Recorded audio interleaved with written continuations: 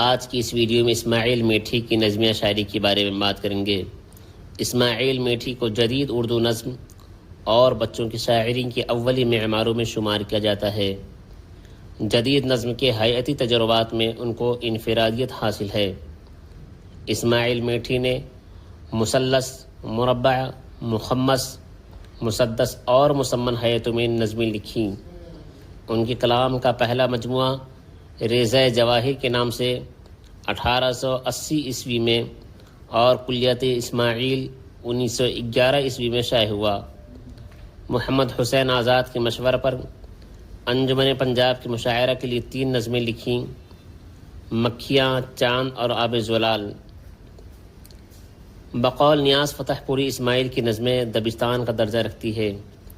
مولانا اسماعیل میٹھی کی مشہور نظموں میں حمد باری تعالی، خدا کی صنعت، آثار سلف، بارش کا پہلا قطرہ، باد مراد، مناقشہ آب و ہوا، کوہ ہمالا، مکھیاں، عجیب چڑیا، دال اور چپاتی، اسلم کی بلی، ہمارا کتا، ہوا چلی، ساون کی جھڑی اور بچہ اور ماں وغیرہ ان کی مشہور نظمیں ہیں، یاد کر لیں۔